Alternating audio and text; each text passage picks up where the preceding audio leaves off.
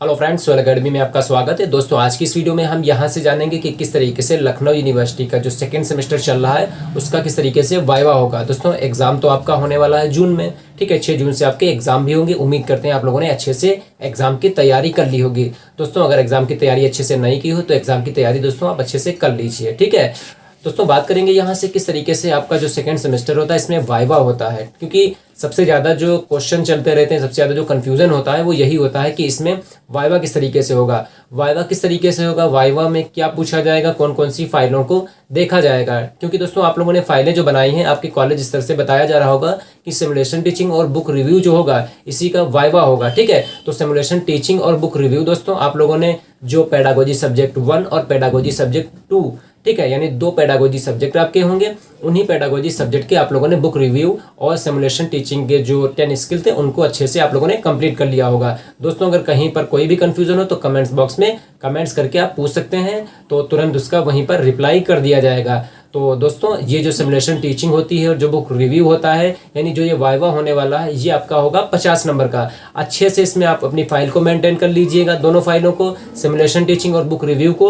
और अच्छे से दोस्तों जो क्वेश्चन आपसे पूछे जाए उन क्वेश्चन का आप अच्छे से आंसर करिएगा, जिससे आपका जो स्कोर रहेगा वो 50 में ज़्यादा से ज़्यादा रहेगा। अब दोस्तों किस तरीके से इसमें क्वेश्चन आते हैं, एक बहुत बड़ा क्वेश्चन यहाँ पर निकल के सामने आता है। बहुत से स्टूडेंट कंफ्यूज होते हैं कि सिमुलेशन टीचिंग में किस तरीके से क्वेश्चन पूछे जा सकते हैं, बुक रिव्यू में किस तरीके से क्वेश्चन पूछे जा सकते हैं, एग्जामिनर आएगा तो किस तरीके से हमसे क्वेश्चन करेगा, हमें कौन कौन सी फाइलों को दिखाना होगा, ठीक है। तो यही सब जो है क्वेश्चन माइंड में चलते रहते हैं। तो इन्हीं सब का दोस्तों आज हम थोड़ा सा डिस्कस करेंगे। और सबसे पहले हम लोग बात करेंगे सिमुलेशन टीचिंग में, ठीक है। दोस्तों, आप लोगों ने सिमुलेशन टीचिंग क्लास में अपने प्रेजेंट किया होगा, किस तरीके से 10 स्किल आप लोगों ने बनाए होंगे। तो सभी के 10 प्लान आपके अच्छे से कंप्लीट हो गए होंगे। दोस्तों, अगर कंप्लीट नहीं किए हैं तो डिस्क्रिप्शन बॉक्स में उसका लिंक मौजूद है। आप लोग अच्छे से सिमुलेशन टीचिंग के जो 10 स्किल है उनको अच्छे से कंप्लीट कर लीजिए। बस आप ये ध्यान रखिए, अपना subject pedagogy subject 1, pedagogy subject 2 select करिएगा। उसके साथ साथ दोस्तों जो टॉपिक होगा उस टॉपिक को आप सेलेक्ट करके आप अच्छे से उसको लिख लीजिएगा, ठीक है। और उसके बाद दोस्तों जो बुक रिव्यू है उसका भी वीडियो का लिंक उसमें डिस्क्रिप्शन बॉक्स में मौजूद है। तो दोस्तों आप अपने सब्जेक्ट का, ठीक है, अपने सब्जेक्ट यानी पेडागोजी सब्जेक्ट 1, पेडागोजी सब्जेक्ट 2, यानी दोनों पेडागोजी सब्जेक्ट के सिमुलेशन टीचिंग और बुक रिव्यू का जो है आपको रिव्यू करना है। यहाँ पे बुक रिव्यू कौन सी होंगी दोस्तों, जो SCERT या NCERT की कोई भी किताब आपको मिल जाए, जो उच्च प्राथमिक विद्यालय में किताबें चलती हैं, आप उन्हीं किताबों को ले लीजिए। 6, 7, 8 की कोई भी किताब ले लीजिए, 6 की ले लीजिए, 7 की ले लीजिए, 8 की ले लीजिए, आप बुक रिव्यू कर। तो दोस्तों जिन लोगों का कॉमर्स और इकोनॉमिक्स सब्जेक्ट है तो वो लोग क्या करें, 9th की किताबें मिल जाएंगी, आप 9th की किताब का बुक रिव्यू कर लीजिए, ठीक है। तो दोस्तों यहाँ से हम सबसे पहले जानेंगे कि सिमुलेशन टीचिंग में किस तरीके से 10 स्किल होते हैं, 10 स्किल से किस तरीके से क्वेश्चन पूछे जा सकते हैं। दोस्तों सबसे पहले सिमुलेशन टीचिंग में थोड़ा सा हम देखेंगे कि सबसे पहले आता है शैक्षणिक लक्ष्य लेखन कौशल। तो दोस्तों ये जो शैक्षणिक लक्ष्य लेखन कौशल होता है, जो भी आप टॉपिक पढ़ाने जा रहे होते हैं, ठीक है, तो बच्चे उससे कितना समझेंगे, जो टॉपिक आप पढ़ाएंगे कितनी रुचि लेंगे, कितना वो ज्ञान हासिल करेंगे।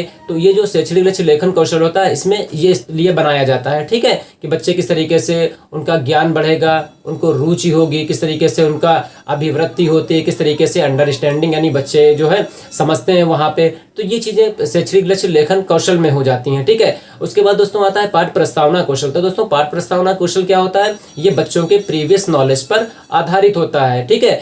तो दोस्तों आपको क्या करना है, पाठ प्रस्तावना कौशल, आपने प्लान अच्छे से बनाया होगा, कॉपी पर लिखा होगा, नहीं लिखा होगा, तो उसमें क्या है, बच्चे जो आपने प्लान बनाया है तो उस प्लान में क्या है, जो आप पहले आपने जो है सब्जेक्ट सेलेक्ट किया, सब्जेक्ट में आपने किसी टॉपिक को सिलेक्ट किया, और टॉपिक सिलेक्ट करने के बाद आपने प्रीवियस नॉलेज पे यानी बच्चों के पूरे ज्ञान पर आधारित कुछ क्वेश्चन आपने पूछे होंगे। उन क्वेश्चनों की संख्या 3 होगी, 4 होगी और 5 होगी। यानी आपका जो एंड का क्वेश्चन होगा, तीसरा होगा, चौथा होगा या 5वां जो क्वेश्चन होगा, ये समस्यात्मक यानी प्रॉब्लमेटिक क्वेश्चन होता है, ठीक है, यानी समस्यात्मक प्रश्न यानी प्रॉब्लमेटिक क्वेश्चन होता है। इसमें ध्यान ये रखा जाता है कि आपको जो आंसर बच्चा करेगा उसी आंसर से क्वेश्चन आपको करना होता है, ठीक। उसके बाद दोस्तों आता है व्याख्यान यानी स्पष्टीकरण कौशल। तो इसमें क्या होगा, जो चीज आप पढ़ाने जा रहे हैं, ठीक है, तो उसके बारे में आप एक्सप्लेन करके स्पष्टीकरण देंगे, नहीं देंगे, यानी विस्तार से उसको पढ़ाएंगे यहाँ पे, ठीक है। तो ये हो जाता है स्पष्टीकरण कौशल में, ठीक। उसके बाद दोस्तों होता है प्रश्न पूछने में प्रभावशीलता कौशल। तो इसमें क्या होता है, आपको 8 से 10 क्वेश्चन आपको बनाने पड़ेंगे, जो भी टॉपिक आपका होगा उस टॉपिक से रिलेटेड,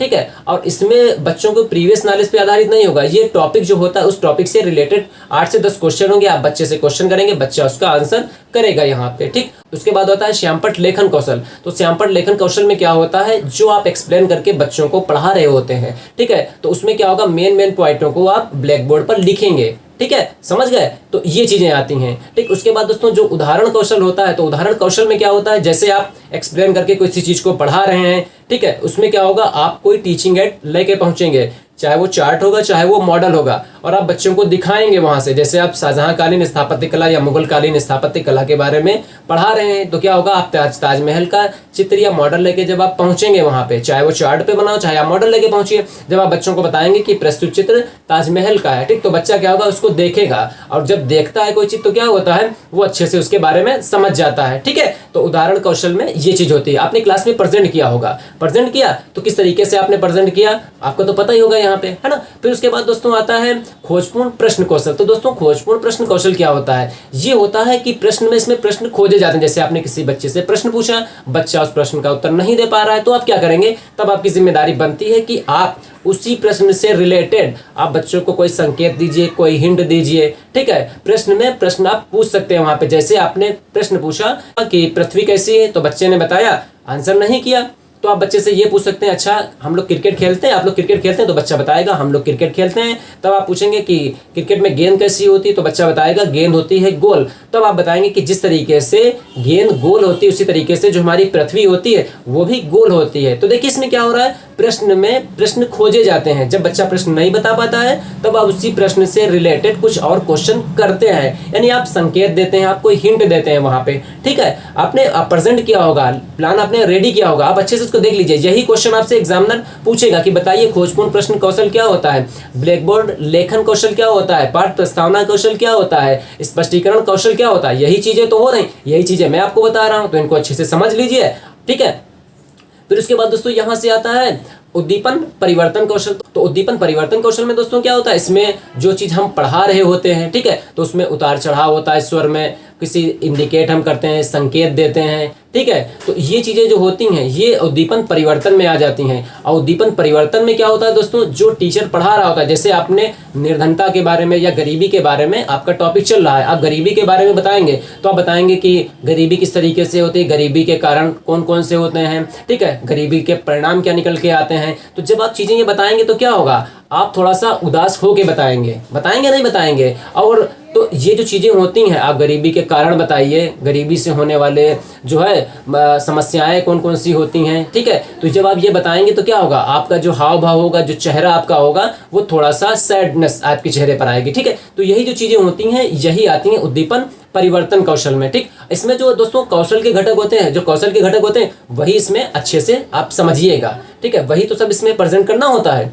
उसके बाद दोस्तों आता है पुनर्बलन कौशल। तो दोस्तों पुनर्बलन कौशल में क्या होता है, जैसे आपने बच्चे से कोई क्वेश्चन किया, बच्चे ने उसका आंसर किया, तो आप क्या करेंगे, बच्चे को आप बताएंगे वेरी गुड, फीडबैक, शाबाश, ये जो चीज़ें होती है, ठीक है आंसर। तो ये जो पुनर्बलन होता है ये शाब्दिक और अशाब्दिक दो तरीके से होता है। फिर उसके बाद दोस्तों ये पॉजिटिव और निगेटिव भी होता है। पॉजिटिव निगेटिव ये है कि जैसे आपने क्वेश्चन, जैसे हमने क्वेश्चन आपसे पूछा हमारे देश का क्या नाम है, तो बच्चे ने बता दिया हमारे देश का नाम भारत है, तो हमने कहा वेरी गुड, शाबाश। कोई बच्चा अगर नहीं बता पा रहा है तो क्या होगा, कोई बच्चा गलत बता दे तो हम क्या करेंगे, निगेटिव कमेंट्स हमको देना, तो हम इशारा करते हैं नहीं करते ऐसे हैं। तो ये जो होता है अशाब्दिक भी तो हो गया, इशारा कर रहे हैं। शाब्दिक में क्या हो रहा है, शाब्दिक में हम बता रहे हैं, ठीक है, कि वेरी गुड और शाबाश, ठीक। तो जो पुनर्बलन होगा ये शाब्दिक भी होगा, अशाब्दिक भी होगा, निगेटिव भी हो जाता है और पॉजिटिव भी हो जाता है, ठीक है। उसके बाद दोस्तों एंड में आता है पाठ समापन कौशल। तो दोस्तों पाठ समापन जो कौशल होगा, आप अपने टॉपिक को एक्सप्लेन करते हैं, ठीक है, एक्सप्लेन करेंगे, एक्सप्लेन करने के बाद यानी स्पष्टीकरण आप दे रहे हैं, पढ़ा रहे हैं, और पढ़ाने के साथ दोस्तों क्या होगा, आप